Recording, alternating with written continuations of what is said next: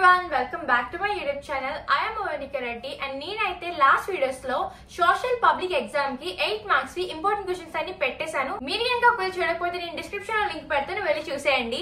ఈ వీడియోలో అయితే నేను 4 మార్క్స్ ఇంపార్టెంట్ క్వశ్చన్స్ అన్ని నేను మీకోసం చెప్తాను. అన్ని మీరు బాగా చదువుకోండి, ఇంకా మిగిలినవి కూడా బాగా చదివేయండి. నేనైతే లాస్ట్ వీడియోలో 32nd క్వశ్చన్ కి B1 చెప్పాను, కానీ అయితే ఎడిటింగ్ లో పోయింది. అది ఇప్పుడు నేను ఈ వీడియోలో కవర్ చేసేస్తాను. మిస్ అవ్వకుండా, స్కిప్ చేయకుండా లాస్ట్ వరకు చూసేయండి. వీడియో కనుక మీకు లెంతీగా అనిపిస్తే స్పీడ్ లో పెట్టేసుకోండి. ఫస్ట్ అయితే మనం ఆ 8 మార్క్స్ క్వశ్చన్ చూసేసుకుందాం. ఇది వచ్చేసి సివిక్స్ లో చాప్టర్ 4 నుంచి వస్తుంది అనమాట. ఇదైతే పొలిటికల్ పార్టీస్. ఈ లెసన్ లో టోటల్ 3 ఇంపార్టెంట్ క్వశ్చన్స్ ఉన్నాయి. ఇవన్నీ కూడా 8 మార్క్స్ గుర్తుంచుకోండి. ఫస్ట్ క్వశ్చన్ వచ్చేసి state the various functions political parties perform in a democracy. డెమోక్రసీలో ఏ ఫంక్షన్స్ ఒక పొలిటికల్ పార్టీ పర్ఫార్మ్ చేస్తుంది అనేది అడిగారు. ఇవన్నీ ఆల్రెడీ మనకి బాగా తెలుసు. ఇప్పుడు ఒకసారి నేను ఈజీగా ఎక్స్ప్లెయిన్ చేస్తాను, మీకు కూడా రివిజన్ అయిపోతుంది. ఫస్ట్ పాయింట్ ఏముందంటే వాళ్ళు ఎలక్షన్స్ ని కండక్ట్ చేస్తారు. ఆబ్వియస్లీ మన అందరికీ తెలిసిందే, పొలిటికల్ పార్టీస్ అన్ని ఎలక్షన్స్ ద్వారానే ఎలక్ట్ అవుతాయి, ఇంకా వాళ్ళే కండక్ట్ చేస్తారు కాబట్టి ఇది ఫస్ట్ పాయింట్. ఇప్పుడు సెకండ్ పాయింట్ కి వెళ్దాం. They introduce various policies and programs for people కోసం కొత్త పథకాలను అయితే ఈ పొలిటికల్ పార్టీస్ పెడతారు. వాటి ద్వారానే వాళ్ళు ఎక్కువగా ఓట్స్ కూడా గెయిన్ చేస్తారు. స్టేట్ ఆర్ సిటీ ఏదైనా సరే డెవలప్ అవడానికి వాళ్ళు పెట్టే పథకాల వల్లే, ఇంకా ప్రోగ్రామ్స్, ఇంకా స్కీమ్స్, దాని వల్లే సిటీస్ అయినా ఏవైనా డెవలప్ అవుతాయి అన్నమాట. ఇది సెకండ్ పాయింట్. ఇప్పుడు థర్డ్ పాయింట్ చూసేద్దాం. They play an important role in decision making to legislate and execute. Decision making లో అయితే పొలిటికల్ పార్టీస్ ఒక మేజర్ రోల్ ప్లే చేస్తాయి అన్నమాట. అట్లయితే వాళ్ళు లెజిస్లేట్ చేసి మళ్ళీ ఎవరు ఎగ్జిక్యూట్ చేస్తారు. సో ఏదైనా రూల్ అయినా, ఏదైనా కొత్త ఆర్డర్ అయినా పాస్ అవుతుందంటే పొలిటికల్ పార్టీస్ హ్యాండ్ కూడా అందులో ఎక్కువగా ఉంటది. వాళ్ళు అగ్రి అయితేనే అది మన వరకు వస్తుంది. నెక్స్ట్ పాయింట్ చూసేద్దాం. These parties won successful in election form and run the government.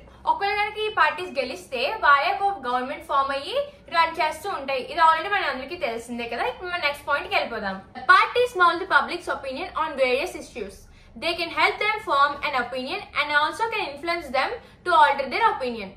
ఏదైనా ఒక ఇష్యూ మీద పబ్లిక్ ఒపీనియన్ ని వాళ్ళు మౌల్డ్ చేస్తారన్నమాట. అదే ఎలా అయితే వాళ్ళు ఒక మంచిగా అయినా చేయొచ్చు, లేదంటే చెప్పే స్పీచెస్ బట్టి, దాన్ని బట్టి వీళ్ళ రియల్ ఒపీనియన్ కూడా మారిపోయి అవును అదే కదా కరెక్ట్ అనుకునే అలాంటి ఇన్ఫ్లుయెన్స్ అయితే పొలిటికల్ పార్టీస్ ది పీపుల్ మీద అయితే ఉందన్నమాట. సో ఇది వన్ ఆఫ్ ద పాయింట్. ఇప్పుడు నెక్స్ట్ పాయింట్ కి వెళ్దాం. These parties help the citizenry access the government policies and act. Government యొక్క పాలసీస్ లేదా యాక్ట్స్ కి యాక్సెస్ అయితే పొలిటికల్ పార్టీస్ ఇస్తారన్నమాట. మోస్ట్ ఆఫ్ ద సిటిజన్ కి వీళ్ళ ద్వారానే అవన్నీ అవుతూ ఉంటాయి అన్నమాట.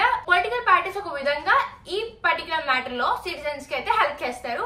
దీంతో ఇది క్వశ్చన్ అయిపోయింది. నెక్స్ట్ క్వశ్చన్ కి వెళ్ళిపోదాం. What are the various challenges face by political parties? Political parties అనేవి ఎలాంటి ఛాలెంజెస్ ఫేస్ చేస్తాయి అనేది ఈ క్వశ్చన్ లో అడిగారు. ఇదేంటో మనం ఇప్పుడు చూసేద్దాం.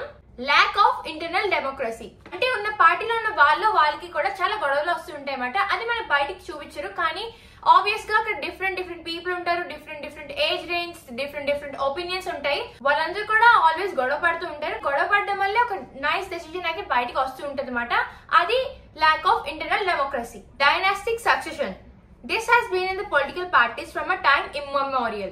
The leader of the party sets a lineage one after another. Dynastic succession keeps taking place, which affects the chances of other minister in the party goes in effective position in the party. Dynastic succession అంటే ఏంటంటే ఇప్పుడు మీకు చెప్పేస్తాను ఈజీగా. ఒక పార్టీలో ఎప్పుడు ఒకలే highlight అవుతూ ఉంటారన్నమాట. దాని వల్ల మిగిలిన మినిస్టర్స్ కి ఛాన్స్ అయితే రావు. ఎప్పుడు పార్టీ గెలిచినా, ఎప్పుడు ఎలక్షన్ లో పోటీ పడినా ఈ పర్సనే ఎప్పుడు హైలైట్ అవుతారు, ఈ పర్సనే ఎప్పుడు పోటీ చేస్తారు అనమాట. కానీ మిగిలిన మినిస్టర్స్ ఉంటారు కదా, వాళ్ళకైతే ఛాన్స్ రాకుండా ఈ డైనాస్టిక్ సక్సెషన్ అయితే ఉంటది అనమాట. వాళ్ళు ఎప్పుడు డామినేట్ చేస్తూనే ఉంటారు. అది another problem face by a political party. ఇప్పుడు మనం నెక్స్ట్ వన్ కి వెళ్ళిపోదాం. Money and muscular power. The participation of smaller region parties is lesser due to the growing prominence of muscle and money power.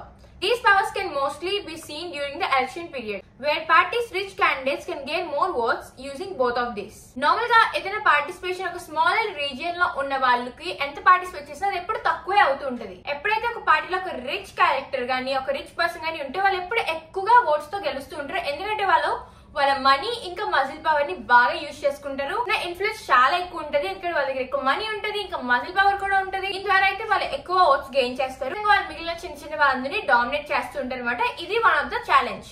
దీంతో ఈ question అయిపోయింది. ఇప్పుడు మన next question కి వెళ్ళిపోదాం. What are the characteristics of a political party? ఒక political party యొక్క characteristics ఏంటని అడిగారు. ఇది ఇప్పుడు మీకు చెప్పేస్తాను. స్టాటిస్టిక్స్ లో కూడా ఫంక్షన్స్ మీరు ఇవి కలిపి రాసుకోవచ్చు, అప్పుడు మీకు ఇంకా ఎక్కువ మార్క్స్ వస్తాయి. ఈ క్వశ్చన్ లో ఇప్పుడు మన ఆన్సర్ చూసేద్దాం. దీంట్లో అయితే మెయిన్లీ 2 పాయింట్స్ ఉన్నాయి. అవి ఏంటంటే they have members who share the same interest in policies and programs. Political parties లో మెంబర్స్ ఉంటారు, వాళ్ళు ఒకే కైండ్ ఆఫ్ పాలసీస్ లేదంటే ఒకే కైండ్ ఆఫ్ ప్రోగ్రామ్స్ మీద ఇంట్రెస్ట్ చూపిస్తూ ఉంటారన్నమాట. ఈ విధంగా కనుక వాళ్ళకి ఇంటర్నల్ అండర్స్టాండింగ్ ఉంటే ఆ పార్టీ అనేది సక్సెస్ఫుల్ అవుతూ ఉంటది. ఇప్పుడు నెక్స్ట్ వన్ చూసేద్దాం. Seek to introduce policies which are for the welfare of the citizens.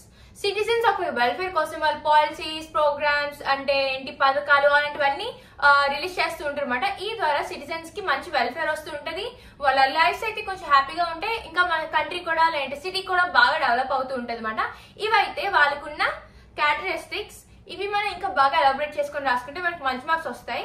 దీంతో అయితే 8 మార్క్స్ అయిపోయి గాయస్. లాస్ట్ వీడియోలో అనవసరంగా మిస్ చేస్తాను, మీరు కన్ఫ్యూజ్ అవ్వకండి. ఇప్పుడు మనం main theme of the video 4 marks కి వెళ్ళిపోదాం. 4 మార్క్స్ అయితే సెక్షన్ 3 లో ఉంటది, అంటే 21st to 28th క్వశ్చన్ అనమాట. ఇందులో టోటల్ 8 క్వశ్చన్స్ ఉంటాయి. సో 8 into 4 మనకి 32 మార్క్స్ వస్తాయి 4 మార్క్స్ ద్వారా. దీంట్లో అయితే దేనికి కూడా ఇంటర్నల్ చాయిస్ ఉండదు కాబట్టి మనం బాగా కాన్సన్ట్రేట్ చేసి చదవాలి. ఇప్పుడైతే నేను ఏ క్వశ్చన్ కి ఏ లెసన్ నుంచి వచ్చే ఛాన్స్ ఉన్నాయో నేను చెప్తాను, ఆ బట్టి మీరు బాగా ఆ లెసన్స్ మీద ఎక్కువ కాన్సన్ట్రేట్ చేసి చదువుకోవచ్చు. కాబట్టి 21st క్వశ్చన్ అయితే జియోగ్రఫీ నుంచి వస్తుంది అనమాట. దీనికైతే జియోగ్రఫీ చాప్టర్ 2 అదేంటంటే forest and wild life resources. దీని నుంచి వచ్చే ఛానల్స్ చాలా ఎక్కువ ఉన్నాయి, సో మీరు ఇది బాగా చదువుకోండి. ఇందులో వచ్చే ఇంపార్టెంట్ క్వశ్చన్స్ అని తర్వాత చెప్తాను. ఇప్పుడైతే ఏ లెసన్ నుంచి వస్తాయి నేను మీకు చెప్తాను. సో ఇప్పుడు 22nd క్వశ్చన్ కి వెళ్ళిపోదాం. 22nd క్వశ్చన్ కూడా జియోగ్రఫీ నుంచి వస్తుంది. ఇదైతే chapter 5 minerals and energy resources. ఇది కూడా చాలా ఇంపార్టెంట్ క్వశ్చన్. ఇదైతే మినరల్స్ అంటే మినరల్స్ గురించి ఇంపార్టెన్స్, వాటిని ఎలా కన్సిడర్ చేయాలి, ఇలాంటి క్వశ్చన్స్ అయితే అడుగుతారు. సో మీరు బాగా చూసుకోండి. 23rd క్వశ్చన్ కి వెళ్ళిపోదాం. 23rd క్వశ్చన్ అయితే హిస్టరీ నుంచి వస్తుంది. ఇదైతే ఫస్ట్ చాప్టర్ నుంచి వస్తుందని అయితే నేను అనుకుంటున్నాను. ఫస్ట్ చాప్టర్ ఏంటి, rise of nationalism in Europe. So ఇది కొంచెం మీరు బాగా చూసుకోండి, ఆ డేట్స్ అవన్నీ బాగా చూసుకోండి. అంటే హిస్టరీ అంటే మనం ఎక్కువగా డేట్స్ మీద ఎక్కువ కన్ఫ్యూజ్ అవుతూ ఉంటాం, సో అది బాగా చూసుకోండి. మనం 24th క్వశ్చన్ కి వెళ్దాం. 24th క్వశ్చన్ కూడా హిస్టరీ నుంచి వస్తుంది. అది వచ్చేసి చాప్టర్ 4. అదేంటంటే the age of industrialization. 24th question అయితే ఈ లెసన్ నుంచి వస్తుంది. ఇది కూడా మీరు బాగా చూసేసుకోండి. హిస్టరీ మీద కొంచెం ఎక్కువ కాన్సన్ట్రేషన్ ఎక్కువ పెట్టండి. ఇప్పుడు 25th క్వశ్చన్ చూద్దాం. 25th క్వశ్చన్ లో అయితే బార్ గ్రాఫ్, స్పై గ్రాఫ్ అలాంటివి ఇచ్చి 4 మార్క్స్ కి తగ్గట్టుగా మనల్ని అనలైజ్ చేయమని అడుగుతారు. సో ఇది మీరు బాగా చూసుకోండి, అది ఎలా వస్తుందో దాన్ని బట్టి ఉంటది. ఇదైతే నేను ప్రెడిక్ట్ చేయలేను.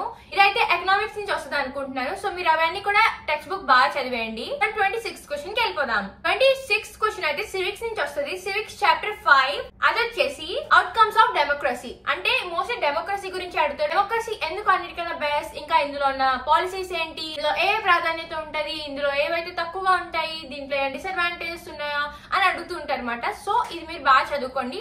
డెమోక్రసీ గురించి అయితే మనకు ఆల్రెడీ బాగా తెలుసు, ఇది మీరు ఓన్ గా కూడా రాసేయచ్చు, అది బాగా గుర్తుపెట్టుకోండి. ఇప్పుడు నెక్స్ట్ క్వశ్చన్ కి వెళ్దాం. నెక్స్ట్ క్వశ్చన్ 27th క్వశ్చన్ అయితే ఎకనామిక్స్ నుంచి వస్తుంది. ఇదైతే చాప్టర్ 1 నుంచి వచ్చే ఛాన్స్ ఎక్కువ ఉన్నాయని అయితే నేను అనుకుంటున్నాను.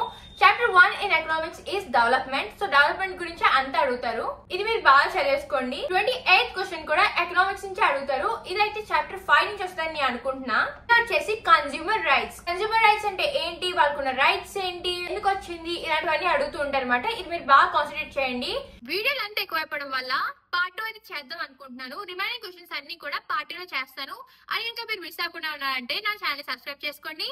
And till then stay tuned. By.